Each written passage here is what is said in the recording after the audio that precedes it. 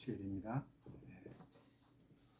오늘 귀한 하루도 하나님의 말씀으로 걸어가기 시작하기를 원합니다. 기도합니다. 주님, 귀한 새날 하나님의 말씀으로 하루를 시작하기를 원합니다. 성령께서 말씀을 밝히 알게 해주시고 또 말씀으로 우리 앞길을 친히 인도하여 주옵소서. 예수님의 이름으로 기도드립니다. 아멘. 오늘 읽을 말씀 욥기 36장부터 38장까지 말씀입니다. 욥기의 그런 후반기의 내용들 꾸러미를 보면 32장부터 37장까지 엘리후의 이런 답변이 나와 있고, 이제 그리고 38장부터 하나님의 폭풍 질문, 욥에게 하나님이 등장하여서 욥에게 질문하는 이런 내용들로 쭉 전개되고 있습니다.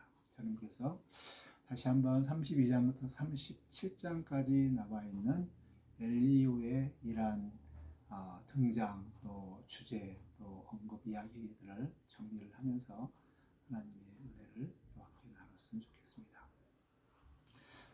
엘리후가 32장에 이렇게부터 이제 33장부터 이제 나오게 된 32장부터 나오게 된 이것은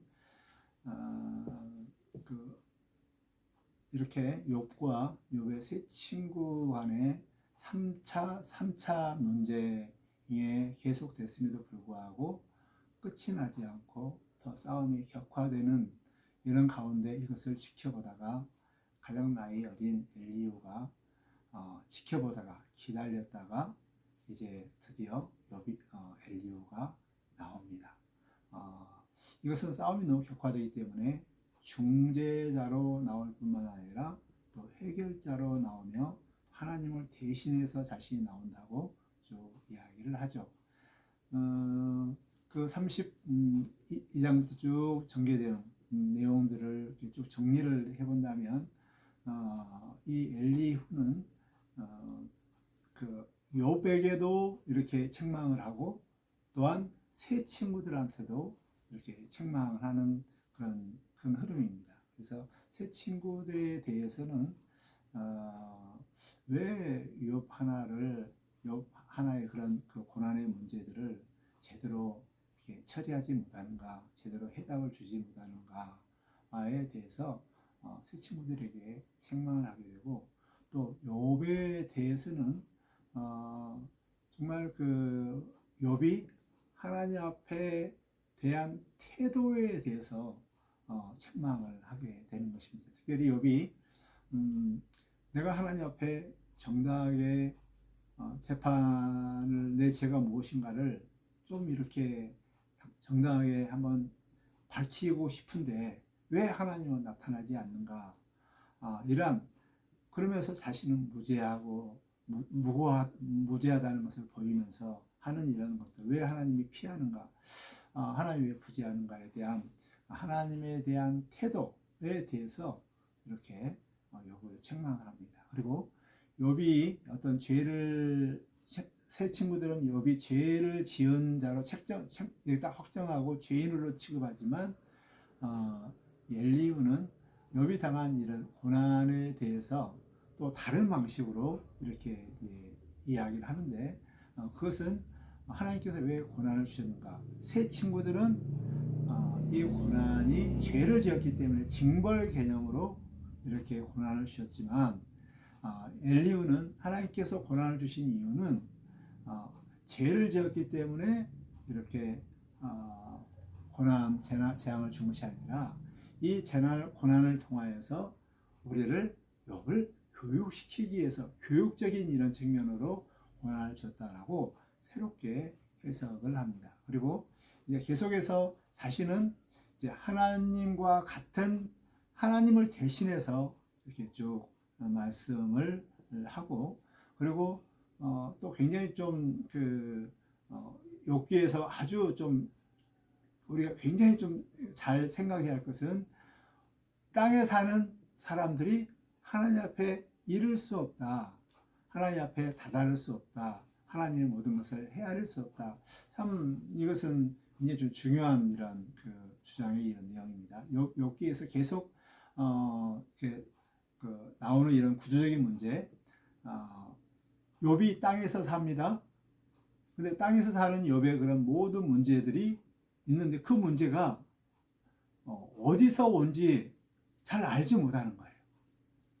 근데 이 욥에 당하는 이런 모든 문제들은 지금 하늘에서 이렇게 일어난 거잖아요. 사단이 욥을 고소했고, 그래서 하나님께서 사단에게 이렇게 허락했고, 그것 때문에 이제 이 욥이 시련과 어려움을 당했잖아요. 근데 이 땅에 사는 사람들은 하늘에 대한 그런 일들을 알지를 못해요. 너무 괴리가 크기 때문에. 그래서 엘리후는 이 땅에 사는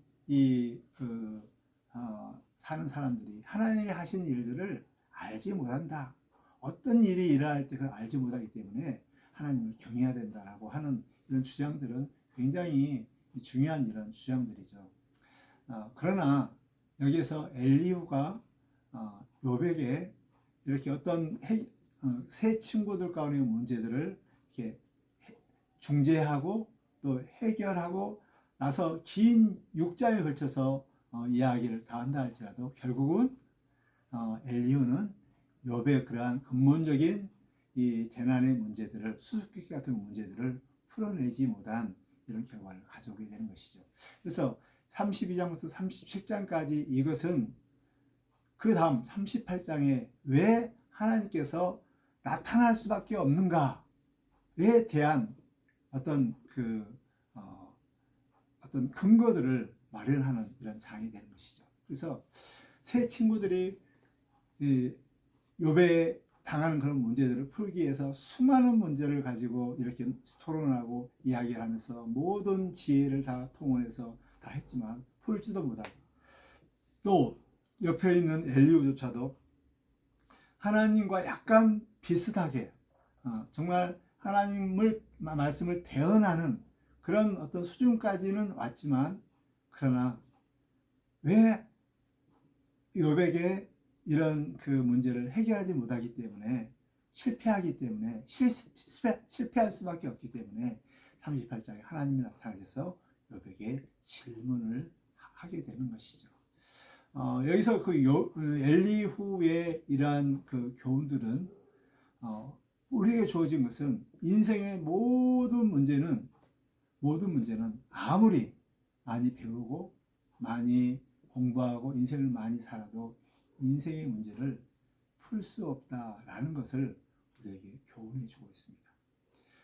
자신이 하나님을 대신해서 하나님의 말씀을 다 풀어서 말씀한다 할지라도 그것은 완전한 하나님의 그 빛 대신 크신 하나님의 말씀과 하나님의 섭리와 하나님의 결정들을 다 설명하지 못하고 이해하지 못한다는 사실들을 우리에게 정확하게 큰 메시지로 말씀해 주고 있습니다. 그러므로 우리 인생의 모든 문제의 솔루션, 해결자는 바로 우리가 하나님 앞에 나아가야만이 이 문제가 풀어지게 되고, 하나님이 나타나셔야만이 이 모든 문제가 풀어지게 되는 것입니다. 어쩌면 우리는 이 땅에 살면서 수많은 수수께끼 같은 이런 문제들은 풀리지 않는 채 이렇게 안고 살아가고, 나중에 천국에 가서 하나님 앞에, 하나님 왜 저에게 이런 만남을 주셨고 이런 사건을 주셨고 이런 병마를 주셨습니까? 그랬을 때 하나님께서 말씀해 주셔야만이 그때 아하, 이래서 이런 것을 주셨구나라는 것을 알 수 있다는 것입니다. 그러므로 어쩌면 우리 인생들은 욥기 통해서 우리에게 주신 이런 교훈들은 바로 이런 거거든요. 이 땅에 사는 이런 모든 인생의 문제들, 예기치 않는 고난, 질병, 또 사고, 운명들, 이런 사람들이 있을 때 정말 어쩌면 그 잠언 말씀을 통하여서 이렇게 해답되는 이런 말씀이 있을 거예요. 정답 같은 이런 말씀이 있을 거예요. 그러나 다 풀려지지 않는 채 수수께끼 같이 풀릴 수 없는 이런 문제로, 많이 풀리지 않는 문제로 가지고 남아 있을 거예요. 그런 문제들을 안고 살아가는 것이 바로 욥기에서 우리에게 주시는 그런 교훈이라는 것이죠. 모든 인생의 문제들을 다 풀 수 없다. 그러나 우리가 이제 그 하나님 그렇지만 하나님께서 우리의 아버지 되시고 우리의 창조자 되시기 때문에 그 하나님께서 나를 합력하여 선을 이루신 것을 믿고 그냥 문제를 풀리지 않는 채 궁금증을 가지고 수수께끼 같은 그런 걸 가지고 그냥 살아가는 것, 이게 바로 지혜자의, 참된 지혜자의 삶의 모습, 이게 욥기가 우리에게 주시는 강력한 메시지라는 것입니다. 인생의 삶의 문제들 참으로 풀려고 많이 애를 쓰죠.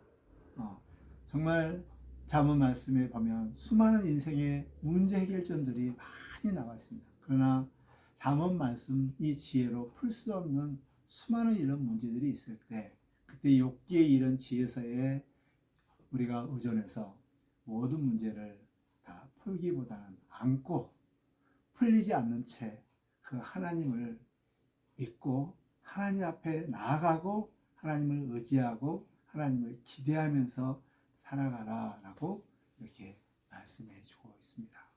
그래서 38장에 하나님이 나타나셔서 이 문제를 어떻게 풀어가는가, 이 부분도 우리에게 중요한 그런 교훈이 되게 되는데요. 오늘 하루 이 말씀을 통하여서 정말 수많은 풀리지 않는 문제들을 사람들에게 가서 문제를 풀려고 하지 말고 하나님 앞에 나아가서 문제를 풀려고 하는 그런 믿음의 삶을 사시기를 주의 이름으로 축복합니다. 하나님 우리 아버지, 욥기서를 통하여서 우리에게 풀리지 않는 이런 문제들을 어떻게 대하면서 살아갈 것인가를 다시 한번 알려주셔서 감사합니다. 때로는 새 친구들과 심한 논쟁도 필요하고 또 다른 사람의 중재자의 이런 조언도 필요하지만 그러나 근본적인 문제 해결자는 우리 하나님이 나타나셔야만이 문제를 풀 수 있다는 것을 알고 우리 하나님을 완전히 만날 때까지 풀리지 않는 문제를 안고 살아가는, 그리고 하나님께서 나를 선을 위해서 이것을 허락했다는 것을 믿고 기다리며 경외하며 살아가는 이런 참된 믿음의 삶을, 지혜의 삶을 살게 하여 주옵소서. 예수님의 이름으로 기도드립니다. 아멘.